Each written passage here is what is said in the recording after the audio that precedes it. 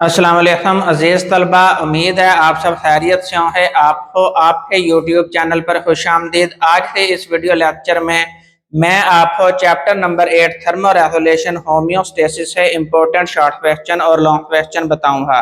तो number 1 short question है, why is homeostasis important for humans? इंसानों के लिए होम्योस्टेसिस क्यों जरूरी है? नंबर 2 शॉर्ट क्वेश्चन है, classification of animals on the basis of ability of thermo regulation. या फिर दूसरा शॉर्ट क्वेश्चन है, classification of animal on the basis of source of body heat.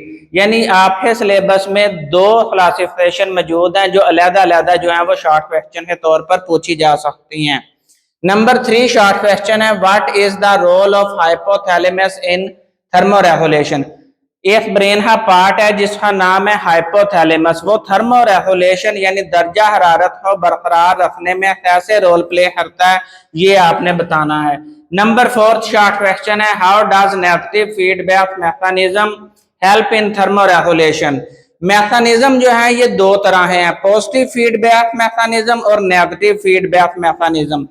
ये शॉर्ट क्वेश्चन के तौर पर भी इंपॉर्टेंट है और लॉन्ग क्वेश्चन के एतबार से भी अहम है। नंबर 5 शॉर्ट क्वेश्चन है, differentiate between shivering and non shivering thermogenesis. Number 6 short question है, how does vasodilation and vasoconstriction help in different environment? अब एनवायरनमेंट जो है वो दो तरह है, cold environment and hot environment.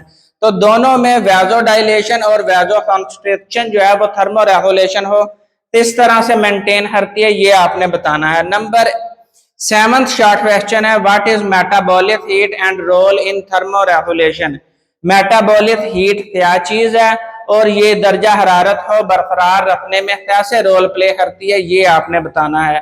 Number 8 short question है, differentiate between osmo conformer and osmo regulator. जानवर जो होते हैं, एनिमल जो होते हैं, ये दो तरह के होते हैं। एक होते हैं ऑस्मो कन्फॉर्मर और ऑस्मो रेगुलेटर। इनके दरमियान में आपने एटलीस्ट 4 डिफरेंस जो है वो पेपर में लिखने हैं। नंबर 9 शॉर्ट क्वेश्चन है, problems and adaptation in different environment.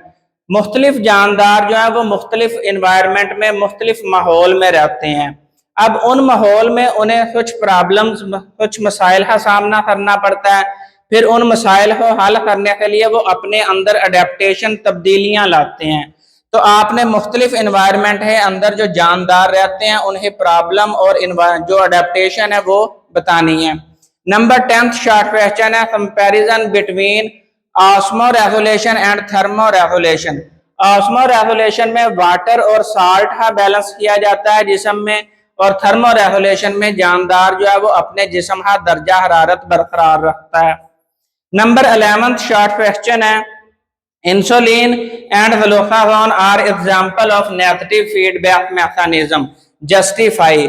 Insulin और ग्लूकागोन जो है वो एक दूसरे के उलट काम सर अंजाम देते हैं, तो ये एक नेगेटिव फीडबैक मैकेनिज्म की मिसाल है, तो इसे आप जस्टिफाई करें। लॉन्ग क्वेश्चन है, लॉन्ग क्वेश्चन नंबर 1 है, describe the thermo regulatory strategies in man. यानी अब जो थर्मो रेगुलेटरी स्ट्रेटेजीज हैं कोल्ड इन्वायरमेंट में और हॉट इन्वायरमेंट में, वो दोनों आपने डिटेल से बतानी है।